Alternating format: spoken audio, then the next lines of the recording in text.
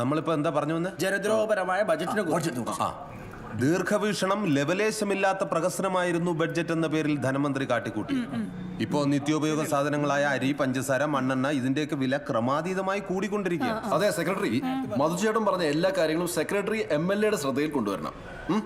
തീർച്ചയായിട്ടും. Hello, BACL party office. ആവശ്യം പാലന എന്തായി അവിടുത്തെ അവസ്ഥ? അല്ല, അത് ഞങ്ങളിത് തുടങ്ങിയതേ ഉള്ളൂ. സാറിത് എവിടെ എത്തി? ഞാൻ എന്താ 5 മിനിറ്റ്. പിന്നെ വിശാലം പറയുന്നത് അവിടെ കേൾക്കാൻ സാധ്യതയുള്ളതുകൊണ്ട് ഇങ്ങോട്ടൊന്നും പറയാൻ നിൽക്കണ്ട.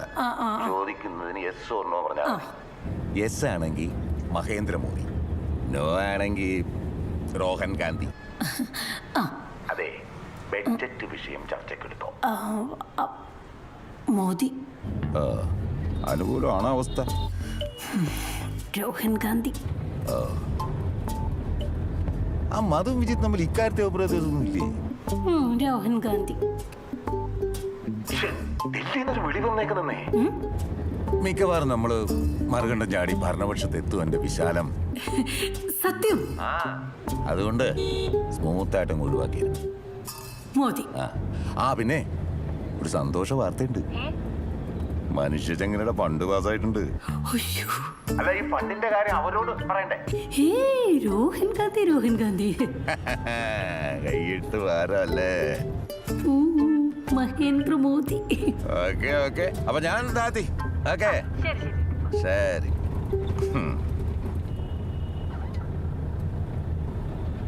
എന്തായിരുന്നു സെക്രട്ടറി ഫോണില്? Politics, Delhi politics. ഓ ഭയങ്കര. നമ്മളെന്താ പറഞ്ഞു വന്നത്? ബജറ്റ്. ബജറ്റ്. ജനഹിതത്തിനൊപ്പം നിൽക്കുന്ന ബജറ്റിനെ കുറിച്ചാണ് നമ്മൾ ചർച്ച ചെയ്തത്.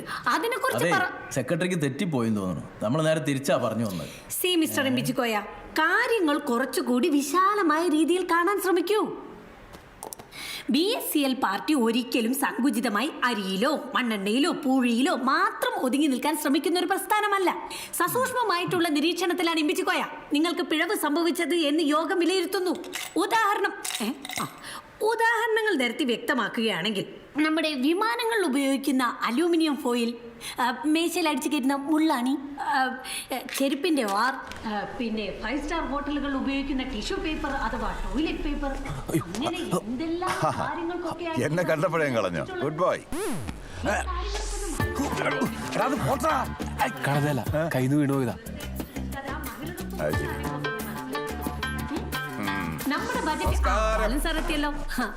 പ്രിയപ്പെട്ടവരെ, ഞാൻ വരാനൊരു അല്പം വൈകി. കാത്തിരുന്ന് മുഷിഞ്ഞില്ലല്ലേ? ഇരിക്കെ, എല്ലാരും ഇരിക്കെ. സുഹൃത്തുക്കളെ, ഇന്നു മുതൽ ഓരോ BACL പ്രവർത്തകർക്കും സന്തോഷത്തിന്റെയും അഭിമാനത്തിന്റെയും നാളുകളാണ്. പുളിനാട്ടുകാരുടെ ശക്തി ലോകരാഷ്ട്രങ്ങൾക്ക് മുമ്പിൽ തെളിയിക്കാൻ കേന്ദ്രം നമുക്കൊരു സുവർണ അവസരം നൽകിയിരിക്കുകയാണ്. ബംഗാളിന്റെയും ഗുജറാത്തിന്റെയും കാശ്മീരിന്റെയും ഒക്കെ സമ്മർദ്ദത്തെ അതിജീവിച്ചുകൊണ്ടാണ് ഈ നാട്ടിലെ ഓരോ BACL പ്രവർത്തകരുടെ ആത്മാർത്ഥതയിൽ വിശ്വാസമർപ്പിച്ച് കേന്ദ്രം ഇങ്ങനെ ഒരു തീരുമാനം കൈക്കൊണ്ടിട്ടുള്ളത്. ലക്ഷങ്ങൾ മുടക്കി ചരട് വലിക്കുന്ന അന്യ സംസ്ഥാന ലോബികളെ അക്ഷരാർത്ഥത്തിൽ ഞെട്ടിച്ചുകൊണ്ടാണ് അവർ ഈ ഓഫർ നമുക്ക് വെച്ച് നീട്ടിയിട്ടുള്ളത്. ഇനി ആ ഓഫർ എന്താണെന്നല്ലേ പറയാം. അടുത്ത മാസം 19-ാം തീയതി നമ്മുടെ പുളിനാട്ടിലെ ബീച്ചിൽ നമ്മൾ ചങ്ങലയിട്ട് ബന്ധിക്കാൻ പോകുന്നു.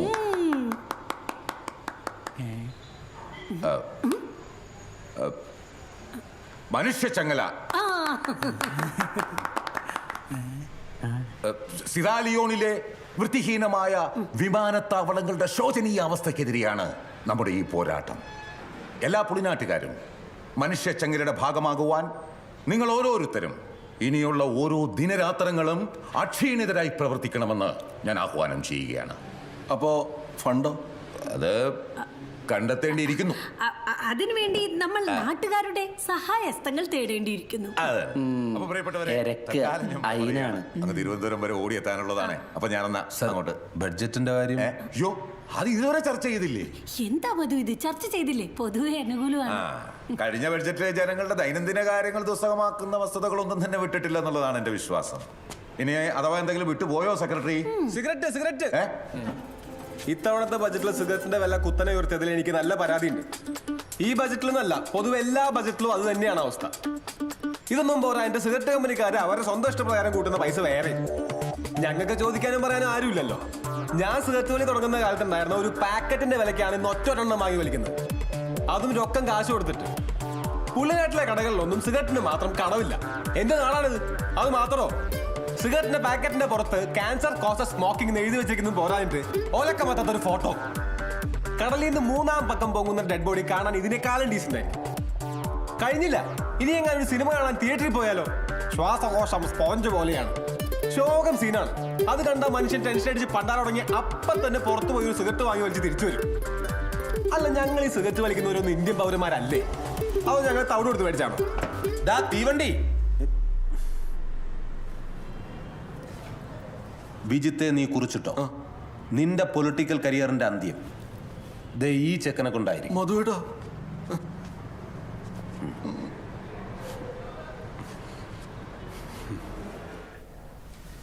അപ്പൊ ഇറങ്ങാം. ഓക്കെ,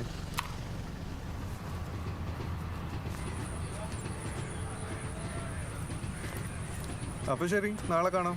നാളെ കാണാം. ബൈ.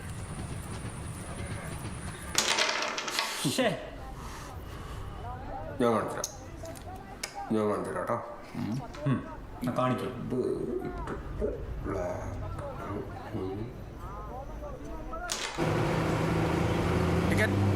ടിക്കറ്റ് എടുത്തോ? ടിക്കറ്റ്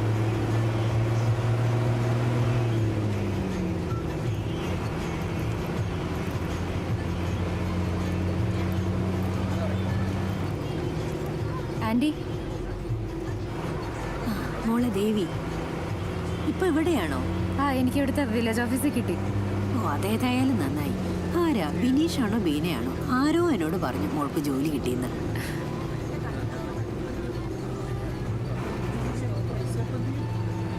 ആന്റി എവിടെ പോയിട്ട് വരാ?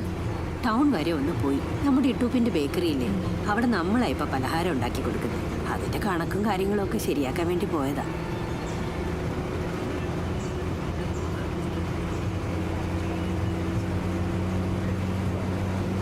ബിനീഷ്? ഓ, അവനെ ഏൽപ്പിച്ച പകുതി പൈസയും കമ്മീഷൻ എന്നും പറഞ്ഞെടുക്കും. പിന്നെ ബാക്കി വല്ലതും കിട്ടിയാ കിട്ടി, അത്ര തന്നെ. കളിക്കാൻ വാടാ. ആടാ വരുന്ന ഒരു സെക്കൻഡ്, നിങ്ങൾ ടീം ഇട്ടോ? ഓക്കെ, എന്നാ ഞാൻ പോട്ടെ, ബൈ. അമ്മാവോ, ഒരു പഫ് ചുള്ളി വെച്ചാൽ മതി. വലിച്ചോ. അറിയില്ല.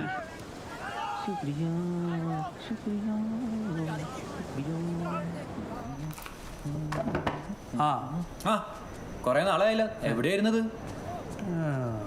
നിങ്ങളിപ്പോ ആരോഗ്യം നന്നായിട്ട് ശ്രദ്ധിക്കുന്നുണ്ടല്ലേ? അങ്ങനെ തോന്നിയോ? ഫുൾ ടൈം ക്യാരംസ് കളിയാണല്ലോ. ചിർക്കി ചിർക്കി. നീ ഇപ്പോഴും ഗോളി തന്നെയാ? ഓ, എന്നാൽ എല്ലാവരും സീറ്റ് കളിക്കാൻ പറ്റുള്ളൂ. ഡാ, ഇങ്ങനെ സീറ്റ് കളിച്ചിരിക്കാണ്ട് വാട കളിക്കാൻ പോവാ. എന്നെങ്കിലും ബോൾ വിടാൻ പറ്റണേ. എവിടെയായിരുന്നു? കണ്ടില്ല ഒരാഴ്ച. എഡിസൺ ദൂരത്തിലൊന്നും കൂടി. നീ പോയിട്ടുണ്ടോ അവിടെ? ഇല്ല. അപ്പോൾ ഒരു ദിവസം പോവാം. ഞാനൊന്നുമില്ല. ആ കിളിബോയ് ടീംസിന്റെ സ്ഥലമല്ലേ, റാസ്പുട്ടിനും ബോബ് മാർലി.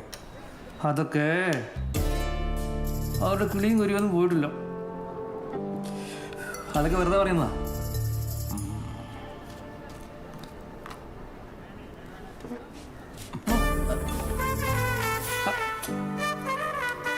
എടാ, അവിടെ വേറെ സിഗരറ്റ് ഉണ്ടോ? ഇല്ല.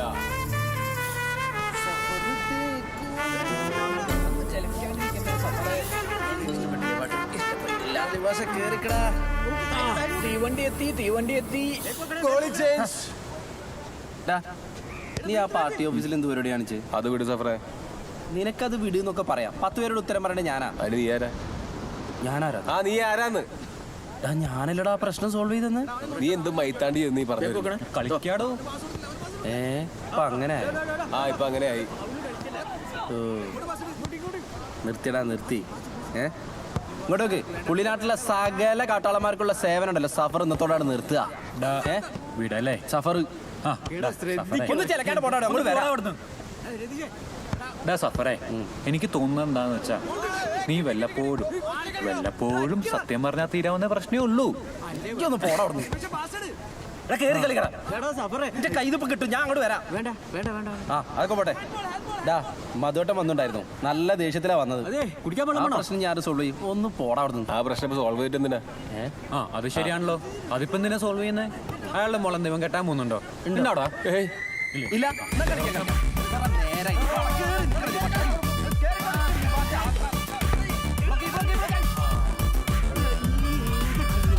നീ ഏതാ ടീം?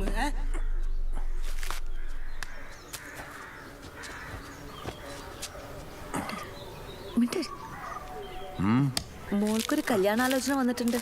ആഹാ, അവൾക്കെങ്ങനെ? അവൾക്ക് ഓക്കെയാ. നിനക്കോ? തിരക്കടില്ലെന്നാ തോന്നുന്നത്. ആര് കൊണ്ടുവന്നതാ? അവള് തന്നെ. ആ?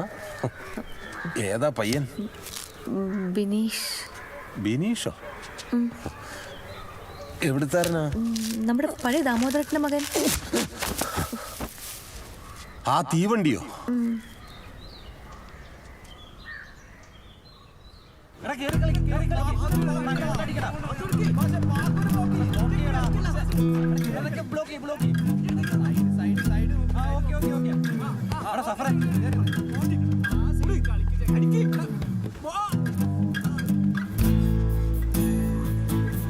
എന്താ ഉദ്ദേശം?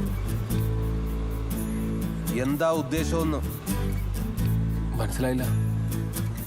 നിനക്ക് ദേവിയെ കെട്ടണോ? നിനക്കെന്റെ മോളെ കെട്ടണോന്ന്?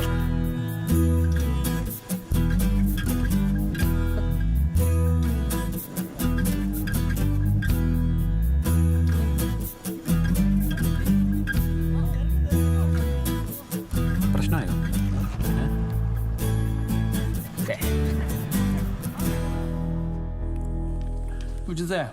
ആ കഞ്ഞി എടുക്ക്. മൂത്രം വെച്ചിട്ട് പോയി കിടന്ന് ഉറങ്ങട്ടോ. അതെ അതെ, അല്ലെങ്കിൽ ബെഡ് മൊത്തം വൃത്തി കിടക്കും. എടാ ബ്രഷ് ചെയ്യ കേട്ടോ.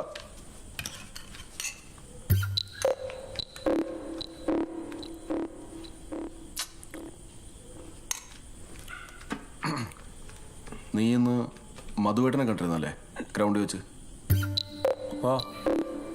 എന്താ കാര്യം? ഒരു കല്യാണക്കാരിയാ. ആരുടെ? വീഴ്ത്തേ ആ. ആ ഉപ്പേരി എടുക്കും. കല്യാണക്കാരിയോ? ആരുടെ കല്യാണക്കാര്യം? പുള്ളിയുടെ മോളുടെ.